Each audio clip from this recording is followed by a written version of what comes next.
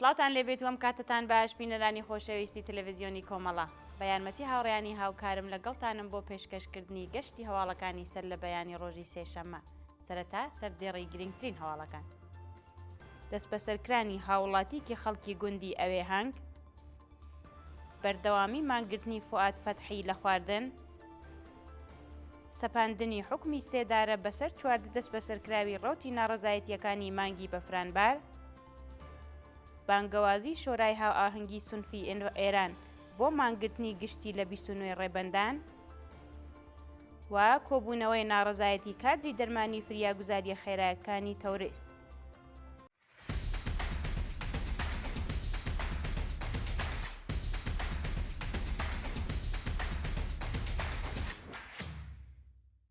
دەست بەسەرکرانی هاوڵاتیکی خەڵکی گوندی ئەوێ هەنگ ڕۆژی دووشەممە 27 ڕێبەندانی 1404 هەتاوی هاوڵاتیکی خەڵکی گوندی ئەوێ هەنگ سەر بە شاری سنا لەلایەن هێزە ئەمنیەکانی ڕژیمەوە دەست بەسەر و لە مافی پەیوەندی گرتن لەگەڵ بنەماڵەکەی بێبەش کراوە.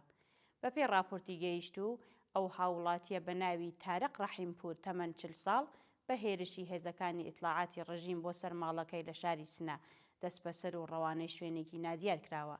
جێگای ئاماژەیە ناوبراو لە ساڵانی ڕابردوودا چەندین جار لەلایەن هێزە ئەمنیەکان و دەستگای قەزایی گەندەڵی ڕژیمەوە بانگ هێشت لێپرسینەوە دەست بەسەر و حکمی ناڕەوای بەسەردا سەپێنراوە. بەردەوامی دەست بەسەرکران و ناڕوونی چارەنووسی شارومەندێکی خەڵکی شاری مەریوان بەپێی دوایین زانیاریەکان هاوڵاتیکی خەڵکی شاری مەریوان لە سەرەتای مانگی بەفرانباری ئەمساڵەوە دەست بەسەر و هێشتا سەبارەت بە هۆکاری بەندکرانی زانیاریەک لە بەردەستان نییە.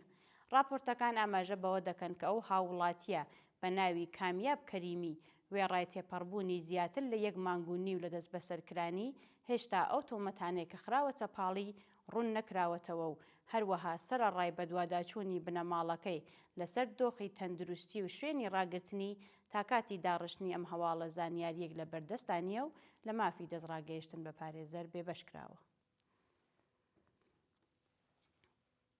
درێژێ مانگرتن لە خواردنی فواد فەتحی بەپێی دوایین هەواڵەکان سەرەڕای تێپەڕبوونی زیاتر لە 3 ڕۆژ لە دەستپێکردنی مانگرتنی فواد فەتحی لە خواردن هێشتا لەلایەن بەرپرسانی ڕژیمەوە وەڵامی داخوازیەکانی نەدراوەتەوە. ناوبراو ڕۆژی هەینی 24 ڕێبەندانی 1404 هەتاوی دژ بە خراپی دۆخی ژیانی بەندکراوان لە ساڵۆنی 4 بەندی حوتەمی زیندانی ئێڤین و هەروەها گواستنەوەی کۆمەڵێک لە زیندانیانی تاوانە کۆمەڵایەتیەکان بۆ بەندی زیندانیانی سیاسی مانی لە خواردن گرتووە و دۆخی تەندروستی ناجێگیرە. جێگای ئاماژەیەکە و چالاکوانە لە ڕۆژانی ڕابردوودا لەلایەن کۆمەڵێک لە بەندکراوانی ئەو زیندانە کە لەلایەن بەرپرسی زیندانەوە ڕێکخرابوون هێرش کرایە سەری و ڕەوانەی نەخۆشخانە کرابوو. سەپاندنی حکمی سێدارە بەسەر 4 دەست بەسەرکراوی ڕەوتی ناڕەزایەتیەکانی مانگی بەفرانبار لە ڕۆژانی ڕابردوودا و هاوکات لەگەڵ بەردەوامی سەرکوتی ناڕازیان لە ئێران 4 دەست بەسەرکراوی ناڕەزایەتیەکانی مانگی ڕابردوو لەلایەن دەستگای قەزایی ڕژیمەوە حکمی سێدارەیان بەسەردا سەپێنراوە. بەپێی راپۆرتی گەیشتوو ئەو دادگایە کە بۆ بەرپرسیارەتی قازی سەڵواتی بەڕێوە چووە ئەبولفەزل کەریمی و 13 زیندانی دیکە سەرەڕای ئەوەی کە هێشتا ڕەوەندی دۆسیەکانیان ڕوون نەکراوەتەوە و هەروەها لە مافی دەستڕاگەیشتن بە پارێزەر بێبەشکراون حکمی سێدارەیان بەسەردا سەپێنراوە و مەترسی لەسەر گیانیان هەیە. ئەمە لە کاتێکدایە کە لە ڕۆژانی ڕابردوودا ڕێکخراوە و پارێزوانانی مافی مرۆڤ لە ئێران و جیهان دژ بە سەپاندنی حکمی سێدارە بەسەر بەشداربووانی خۆپیشاندانەکانی ناڕەزایەتیەکان دەربڕی بوو جەختیان لەسەر ئەوە کردبوو کە ئەم کردەوەی ڕژیمە لەسەر بنەمای کەپکردنەوەی دەنگی ناڕەزایەتی خەڵکە.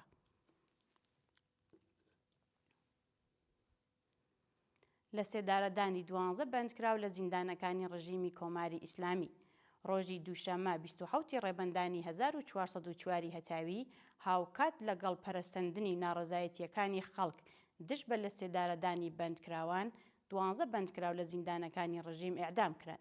بەپێی راپۆرتی ڕێکخراوەکانی مافی مرۆڤ ئەو 12 زیندانیە کە بە تەنیا ناسنامەی دەکەسیان بە ناوەکانی خسرەو ڕەفیعی، محەممەد ڕوودباری، جەماڵ حسەینی، مەولا شەیخی، بەیگی، عەلی موسەوی، سەجاد مشکینی، وەجید بەراتی، کوورش عەزیزی و ڕەزا حاتەمزادە ئاشکرا کراوە لە زیندانەکانی قوچان، قایمشار، گورگان، نەیشابور، درود، دەستگردی ئێسفەهان، زەنجان، ساوا، کرمان و کاشان بە تۆمەتی کوشتنی بانقەست و پەیوەندیدار بە مادە هۆشبەرەکان لە سێدارە دراون. دەست بەسەرکران و بانگهێشتی سێ خوێندکاری زانکۆی زانستە پزیشکیەکانی تەورێز ڕۆژی دووشەممە 27 ڕێبەندانی 1404 هەتاوی لە بەردەوامی گوشاری ئەمنی ڕژیمی کۆماری ئیسلامی بۆ سەرخوێندکاران سێ خوێندکاری زانکۆی زانستە پزیشکیەکانی تەورێز بانگهێشت و دوو کەسیان دەست بەسەر کراوە.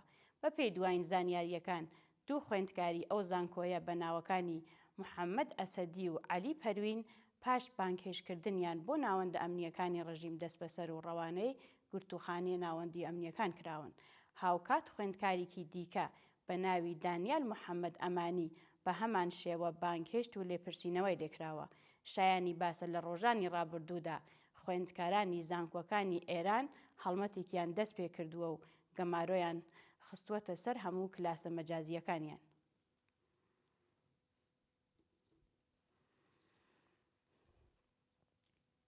بانگەوازی شۆرای هاوئاهەنگی سنفی ئێران بۆ مانگرتنی گشتی لە 29 ڕێبەندان.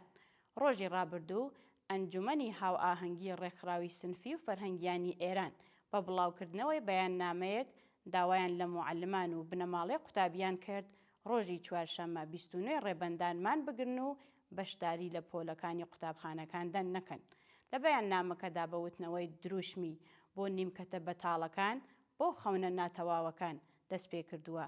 ئاماژە بەوە کراوە کە پێویستە هەموو بنەماڵەکانی قوتابیان و هەروەها معەلمان دژ بە جەنایەتەکانی ڕژیمی کۆماری ئیسلامی لە ئاست کۆمەڵگا و هەروەها قەتڵی حکوومەتی سەدان قوتابی و معەلم هەڵوێستیان هەبێت و مان بگرن.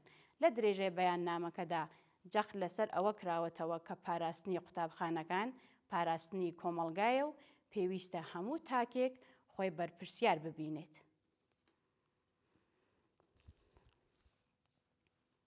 کۆبوونەوەی ناڕەزایەتی کادری دەرمانی فریاگوزاریە خێراکانی تەورێز. ڕۆژی ڕابردوو کادری دەرمانی فریاگوزاریە خێراکانی تەورێز دژ بە خراپی دۆخ و ژیان و مەعیشەتیان کۆبوونەوە. بەپێی ئەو وێنانەی کە بەدەستمان گەیشتوون ناڕازیان بە وتنەوەی دروشم دژ بە بەرپرسانی گەندەڵی ڕژیمی کۆماری ئیسلامی و هەروەها بەرزکردنەوەی پلاکارد خوازیاری بەرزکردنەوەی ئاستی حەقدەست بەپێی ڕێژەی هەڵاوسان دابینکردنی بیمەی دەرمانی کارامە تەزمینی ئەمنیەتی پیشەیی گۆڕانی گرێبەستەکانیان و هەروەها پێدانی حەقدەست و کارانە دواخراوەکانیان بوون. بەردەوامی گوشاری ئەمریکا بۆ سەر هەناردەکردنی نەوت لە ئێرانەوە. بەپێی دوایین هەواڵەکان کەشتی نەوت هەڵگری ڤێرۆنیکای 3 لەلایەن ئەرتەشی دەریای ئامریکاوە لە ئاوەکانی هێند دەستی بەسەر داگیراوە.